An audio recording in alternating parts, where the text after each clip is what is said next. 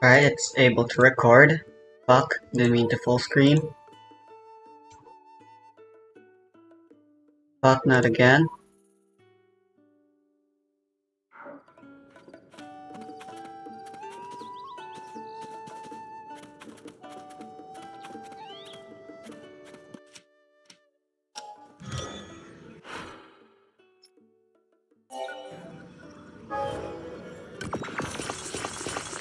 I think Yuzu is stable again. Apparently I had to delete some caches, and I had to switch back to OpenGL to make sure I could safely reload a save.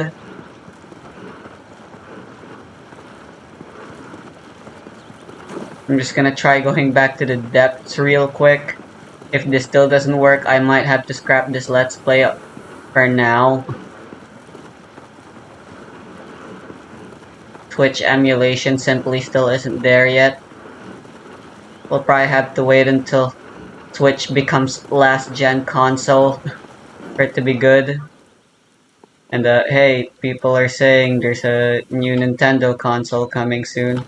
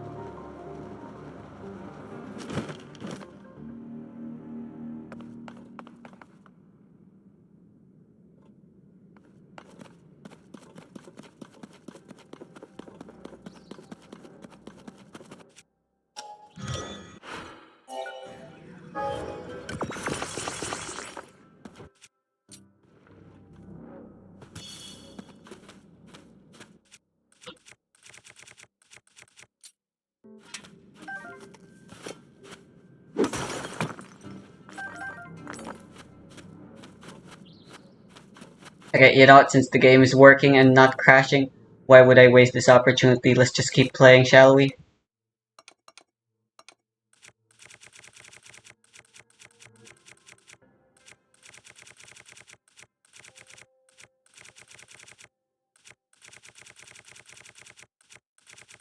I just want to get Korok Forest. I'll be happy as long as I do that.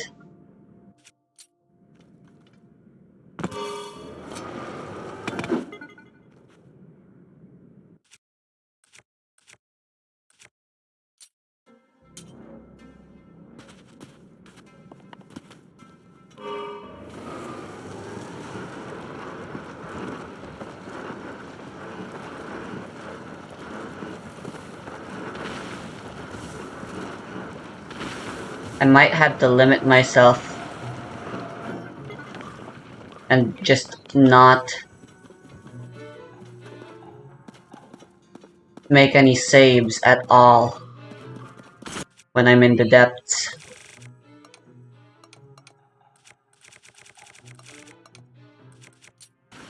It might be my only and safest way of playing.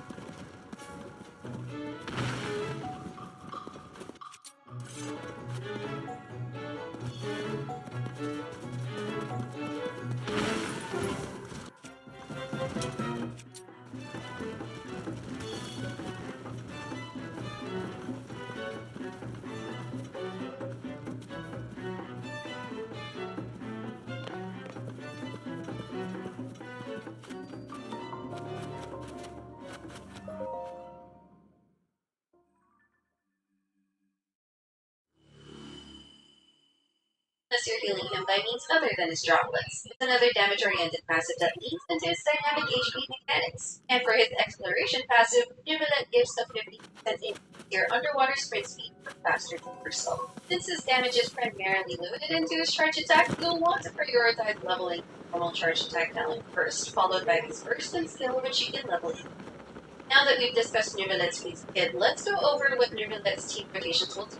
bloodline. Although most of Nibilet's damage comes from his charged attack, it's still important to burst every rotation to generate as many droplets as possible. Given his burst cost of 70 and particle generation, he will usually need 2 skills in a rotation to recharge his burst. When you use his skills in burst, it's technically flexible. The only time I really see myself shooting bright blue seeds with an arrow would probably be in a moment like this, where I'm hovering with my paraglider, and they want to see if I can land ahead of me, rather than just trying to see what's below me. In general, just be conscious of the duration of your buffs or abilities so you can craft a rotation that will maximize their uptime and on-field attacks. Now let's take a look at Nibilet's constellations to see what they have to offer and their value.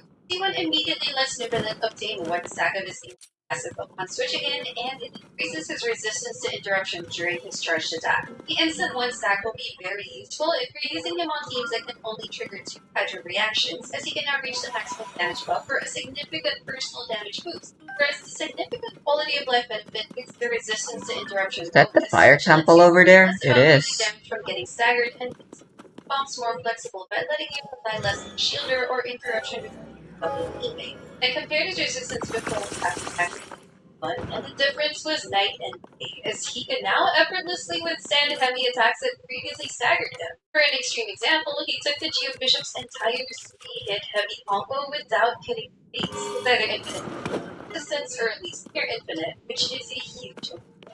All in all, his C1 is a very good early constellation that I'd recommend as his best early stopping point. C2 makes his A1 passive also stack crit damage with each draconic stack to a maximum of 42%. I feel like the car is a bit inconvenient here. The terrain is just so rough. This is the second stopping point for those who are blowing much more Kripos on Nibilet constellations, as the next meaningful boost will be his C4. C4 lets Nibilet generate water droplets if he gets healed while on field, though it can only trigger every 4 seconds. Though just a small quality of life benefit, the trigger cooldown does limit its utility. Extra droplets are somewhat unnecessary, since his default droplet generation is already enough for his typical rotations, though once you have C6 it can get a bit. C5 increases the first talent, and finally C6 will make the water droplets absorbed, extend the duration of his hydro pump by 1 second each, and add adjacent smaller hydro pumps also counted as charged attacks, basically even more damage and blasting time. However, this had the potential to heal time by a lot depending how you play him, so it can affect how his team rotates to refresh and maintain their buffs and abilities. All in all, he has some good early constellations, especially one, which is good news for those ready to spend a bit more for him. Between his early constellations or a signature weapon. I'll get back to that at the end of the weapons section. Moving on to Karak weapons. That's nice. Gotta make sure I get the Karak spear before I come back here. A pristine Karak spear seems pretty fun. Other sources, you can switch out either the goblet or circlet for HP, especially if they have better substats. However, do not switch both to HP at the same time. Then for substats, stack crit and HP rolls and take your desired. I need to make sure I make a manual save in the surface before I go into the depths. But here are some benchmarks for reference. And I need to make sure I never make a manual save while I'm in the depths. And if Nibilet is on a high refinement than Amber or an R1 signature weapon, he can already get by with around 110 to 100% ER in most. Then for his artifact sets, Nibilet's best in slot is the 4-piece Marechaussee Hunter by a significant margin, as most of his damage comes from his charge attack, and he can innately trigger its crit rate stacking condition. Just make sure to account for the crit bonus when balancing your crit stats. After the 4-piece Hunter, the 4-piece Heart of Depths is his next best full set for its hydro damage and charge attack bonuses. What does the pipeline cache even do anyways? But unless you I was gonna say it's already running smooth, but as I was about to say that, I immediately get some lag. And while you're working with full set, you can temporarily use combos of Hunter, HP, or Hydro damage, since these give you more flexibility for good substats until you secure a good 4-piece Hunter. Now let's move on to Nibilet's best weapons from free-to-play to 5-star options. With him being an HP scaling unit, his best choices are more limited to those with HP, crit, and institutional. I just realized I still don't Let's start with have a shrine detector. The practical prototype hammer is most recommended to play 4-star and default option. The team healing is helpful for sustaining other units, especially if you're running and the You're energy gain alright? helps a lot with his energy need. It's worth archiving to get the maximum energy, but which will lower his actual Nope. ER stack requirement to a very manageable number. Another okay free-to-play option will be the new free event weapon, Ballad of the Boundless Blue, which comes with an EM substat and normal and charge attack buff. If you build the Thrilling Tales of Dragons and use that for its HP It's substat, so but I creepy. wouldn't recommend leveling it just for M either of these. I wanna know how people got into the Korok Forest for their first time. I'm pretty sure most of us in Breath of the Wild got in there right before we were about to enter Hyrule Castle, as the game pretty much tells us after we finish our last dungeon what we're supposed to do to find the Master Sword. But the I was basically never intending to visit the Korok Forest. I was curious, but at one point, but then I like saw.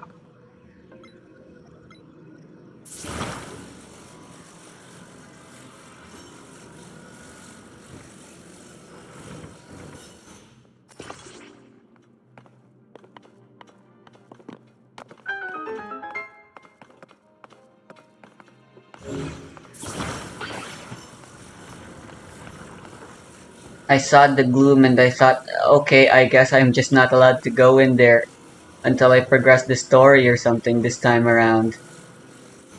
But as I was hunting some Koroks, not intentionally, just, whatever I came across, one of them suddenly started talking that you can get into the Korok forest through the depths, and I was like, and that interested me.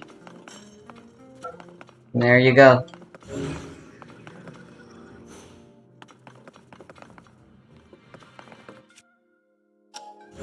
I'm not sure how you're supposed to do to get this chest, but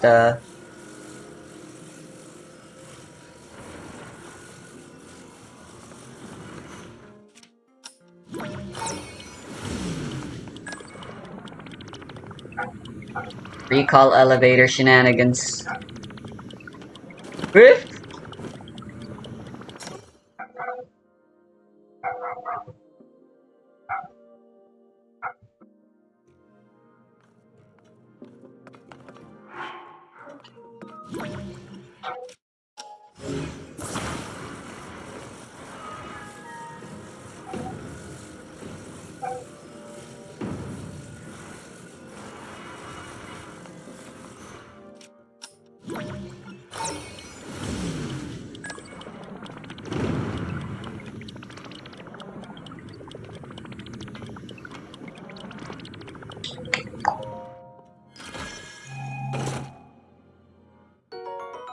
Ooh, a large zone I charge.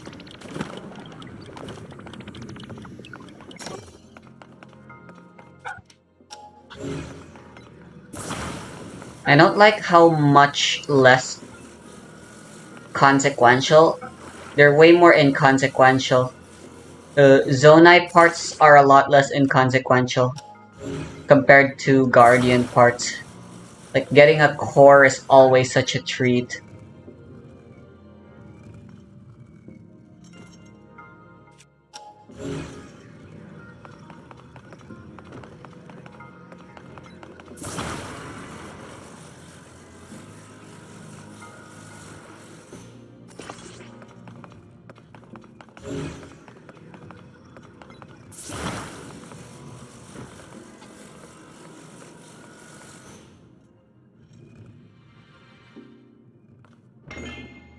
Quantity over quality pretty much is the entirety of Tears of the Kingdom.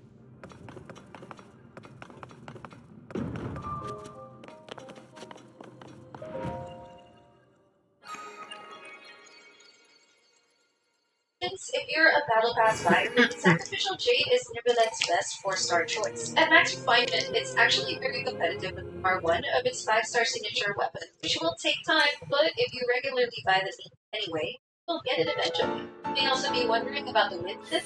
It's typically a highly rated catalyst, but on Nibilet, only the damage bonus buff will be universally important, which is a 1 in a chance, and the EM buff is only applicable in some reliant on triggering reactions. As such, it'll generally serve as a crit damage stat stick with infinite. performance. In extremely situational energy hungry or particle efficient scenarios, you can use Favonius Codex to give him a big spark boost battery your entire defense energy. Then for his 5-star options, his signature weapon 12 of the Eternal Blow is his best weapon, providing a massive I'd attack, save Kara HP and Force. charge attack bonuses, and energy restoration, which are all useful for Nivelette. At least it's currently running alongside the very good Staff of Homa, and it becomes a transferable crit damage stat stick catalyst down the line, so it's not a bad weapon banner to pull on. Otherwise, you can choose among other crit or HP 5-star weapons if you already have them and aren't Jade or don't want to craft a prototype now. If you really want to invest in Nivelette and are choosing a weapon in his early generations, getting his signature weapon can be competitive with getting his two, with the benefits of being transferable and having an earlier guarantee. Also, it's really good trail. Alternatively, getting his C1 and Sacrificial Jade will also be competitive, which requires less pulls but needs the battle pass. So you at least have a few options based on your saving or spending.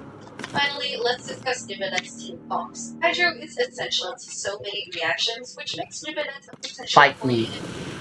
Blades. But first, let's start with some general pointers about his particular synergies and operations. Many of Nivelette's team will naturally maximize his stable passive stacking buff, which requires triggering unique Hydro reactions. However, you don't have to force the passive. Even teams that only trigger 2 Hydro reactions can still perform very well. As an HP scaling, yes, attack buffs will on him, while damage bonus buffs and Hydro-related buffs are more valuable for boosting damage. That said, attack buffs can still help other attack scaling combos, so there can still be team-wide benefits for attack buffing effects. Crowd controlling your team can be very Sapphire. beneficial to help group enemies with less charged attack. It's definitely a satisfying feeling if you do so. For animal units, Kazaha and Betty are the best options for their strong suctions, and of course, Shredders, Sneak and Cryo units to help group enemies. It's very self-sustaining, making him not reliant on food. He might instead prefer shoulders or encouragement buffers, especially if you don't have a any more comfort. As for Hydro, the biggest downside is having enough Hydro off a lot and reducing that statement stacking potential since that limits variety. However, a Hydro teammate offers Hydro to boost your team, which Nivelette wants, and generates more Hydro particles to help battery Nivelette.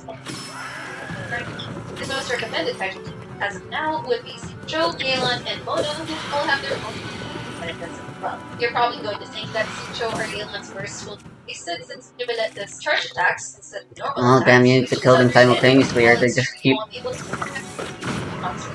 since Nivelette spends most of his time doing charge attacks, even normal attacks Nivelette's charge attacks. Got him. So that Xingqiu or Yelan can still contribute damage and apply extra Hydro. As long as you consider these pointers when choosing his team, and relatively impressive praise reaction templates. Let's go through. Taser teams are based on the electric charge reaction, and here you'd want to comp him with 1 or 2 electric, which unlocks the electric present. As a special mention, Beidou is a great electric team, unless she provides an interruption resistance buff to the active, and for that Jade likely with his charged attack. Then for the 4th slot, a BB equipped animal unit is best to shred both Hydro and electric damage, but other flex units are fine. In a freeze team, use 1 or 2 cryo units that will 5 clicks off-field cryo application, and for animal unit to shred Hydro and cryo. Nivelette's charge attack AoE comes in really handy here for applying Hydro and enemies. Freeze them close to one another so that Nivelette can easily damage them simultaneously with their abilities. For a vaporized team, the template is often unit and Shenling, similar to the national template. The 4th slot is flexible enough depending on the team. Since Shenling wants your active character to boost the enemy, that might This is bad. If Nivelette is a solo Hydro unit, the vaporized trigger can fluctuate between him and Shenling depending on your setup, but either way is fine. We'll both do a lot of damage. For Dendro Frick, I keep misreading that attack. What the heck? do well since it has good AoE Hydro application. He generates cores with the Dendro unit and a compatible electric unit which is the Hyper Special mention. Oh! Raiden becomes a very effective Hyper as she can apply Electro from a favorite distance, unlike Hookie's Ring, which needs to be touched to cores. 4th flex slot can be worked with an offensive unit that doesn't disrupt the Hyperbloom process. I got so You can close. also add a crowd unit, which will make this the Hyperbloom combo, or Hyper Bridge as it's often called. Nivelette also becomes yet another good addition for Nilo Bloom teams, ideally a double Hydro double Dendro template so that acceleration is considered. So, because of the self-damage, having a dedicated team is more advisable. Additionally, while his main stats stay the same, EM substats and team buffs become useful to Nubilet, and these will also trigger move reactions. If I you don't want think to the just one defense tap buffs will be you useful. can play a mono hydro Nubilet and Joe for the defense. Another of the aforementioned hydros, plus a BB equipped animal buff. Sure, you only get one stack to save one, but why not embrace the weapons, right? That's Jubilet, guys. I find this skin delightfully simple yet satisfying. Proud of this hydro focus. Fun I've had testing out a character in a while. Not to mention, its damage is very good. I'm curious to know what you think of it. So let me know in the comments, especially if you did this character trial or already hold a follow. I would love to know. If this video helped you out, don't forget to leave a like, consider subscribing to my channel if you haven't already, and I will see you there.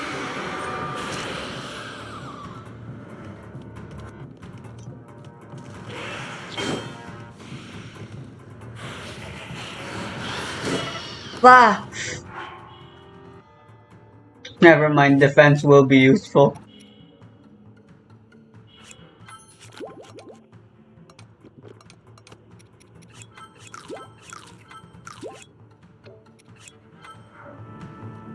Run, run, run.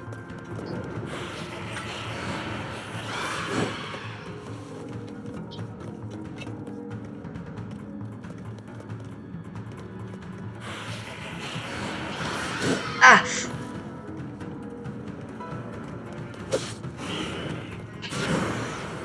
Gotcha! Ta, ta, ta, ta.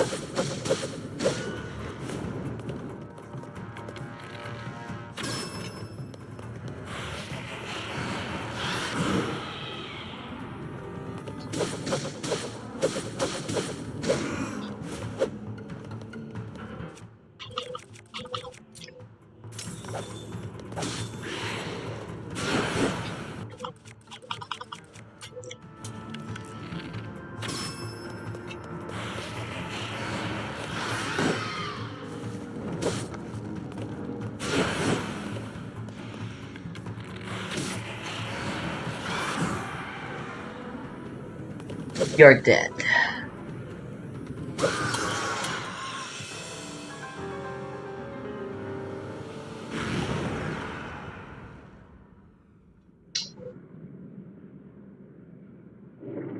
Woo!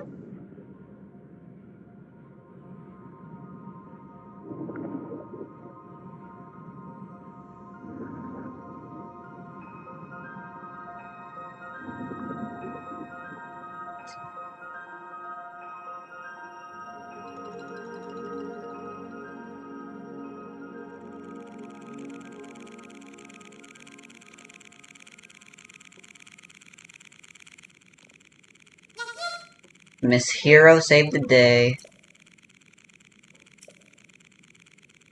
No, I want the sword.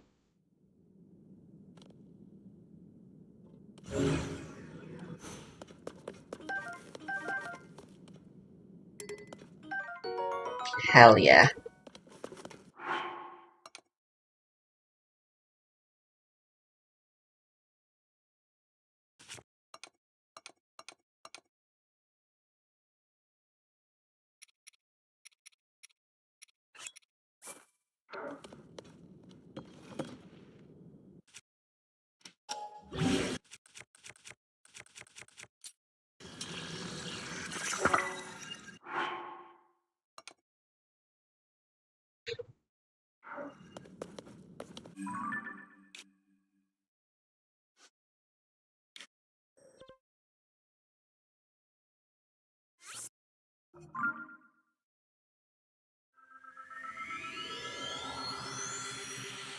More often, I think, with published settings than everything else. And I think I've seen a lot of metagaming in the context of, unfortunately, Adventure League and Living Forgotten Realms, where they are games that are set within popular published worlds, and players that use that meta knowledge of the setting to inform the decision they make in the adventure. Like, we're not going to fight them; they're a red wizard.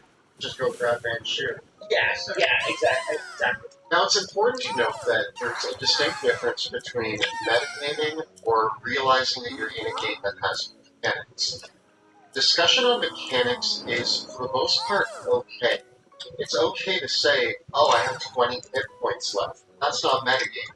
It's also okay, for example, if you roll to hit against the monster and you get an 18 and you hit. The next turn you get a 16 and hit. And you might say out loud, oh man, Dang it, the cutscene's lagging. that might feel a little metagamey, but really we But are hell yeah, I love that new animation. So conversations like that kind of ride the line where I think that they are acceptable because you're not actually breaking the game. You're discussing the mechanics in a way that is actually happening live at the table. Yeah, or another example of metagaming where the mechanics go a little bit too far is that maybe your characters are. I'd say the most important slot to upgrade is the seems like they might be player. shield and And so you swords. start making assumptions about what Shields just have spells so much they cast, potential. they might be able Both to have so do, much or that durability start anyway, you asking, don't need a "Hey, variety raise of them, hand, for the hey, most why don't part. you have the diamonds to help my friend out?"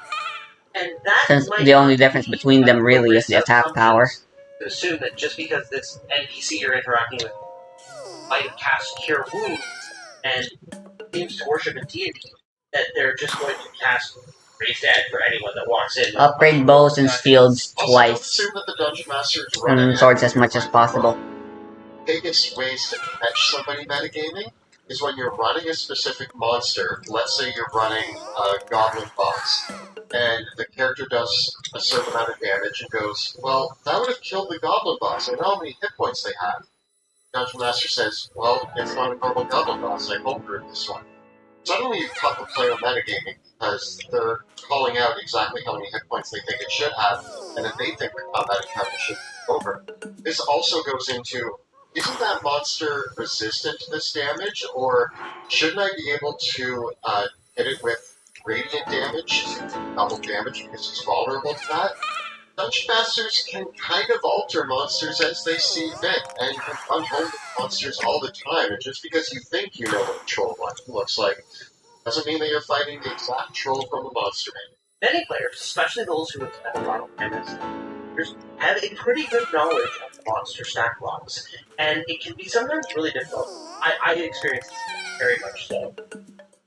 Oftentimes when I'm playing a game, I know what monster I'm fighting very quickly, and I can figure out, oh yes, that is a Slod, and I know what its saving throws are, and I know that it has resistance to fire damage, because I've used that monster before in my own game. Sometimes you have to kind of step outside that knowledge, and to a certain extent, also, there is a level of this.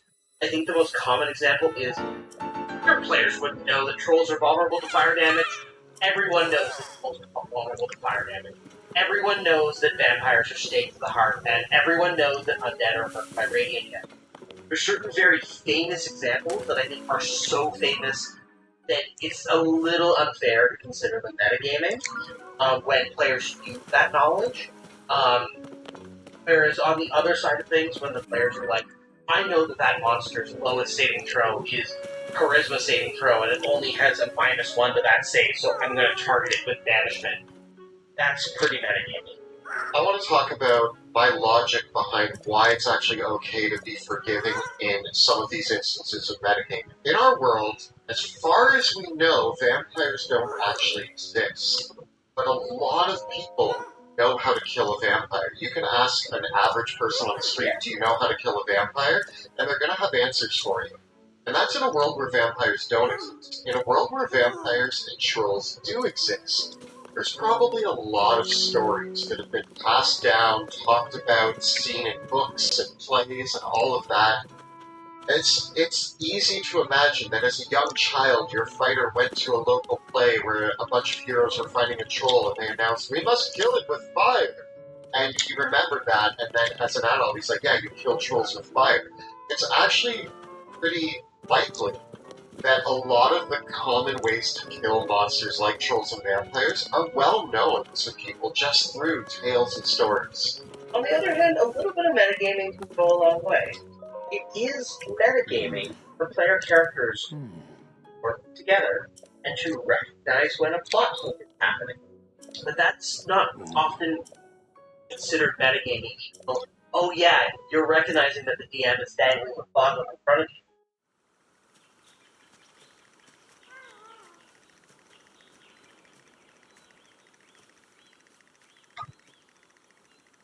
It is good to see you. Princess Zelda of Hyrule. And Link, keeper of the Master Sword. We're going with the sister thingy. Your blade has been fully restored. That way it makes sense that Link and female Link Go on then, are doing things. try it once more. Link got too badly injured, so now it's up to us to save the world or something. Alternatively, if someone made a playable Zelda mod, that would make a lot of sense here, honestly. Great Deku Tree. Thank you so much.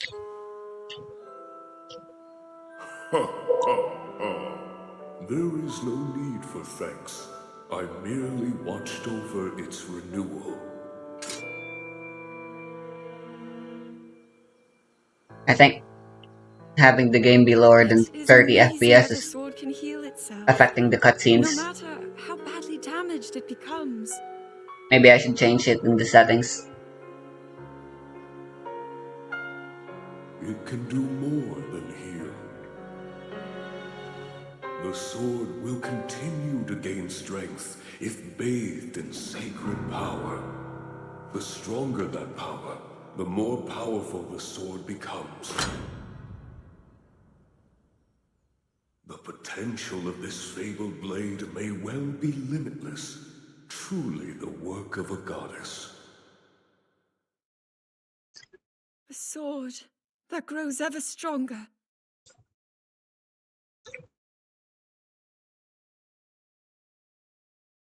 The Master Sword.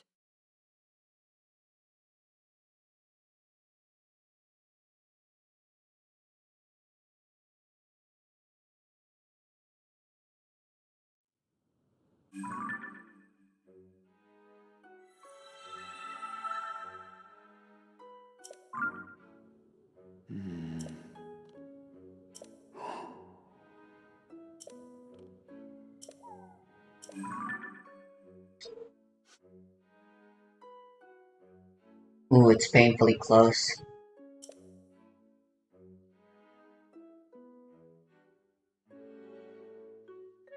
An Elden right now.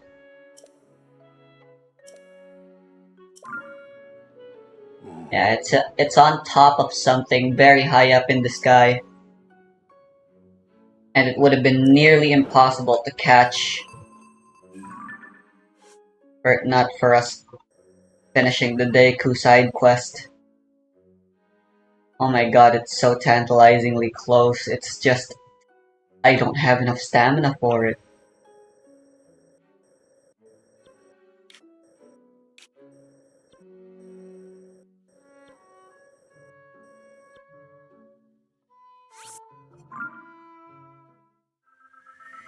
Alright, for now I'm gonna teleport out and make a save in the overworld where there's very little in terms of shaders.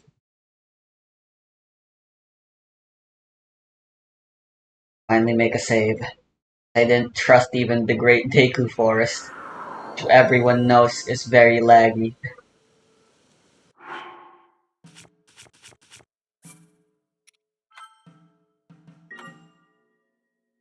Finally, jeez. I'm playing Genshin now, I guess.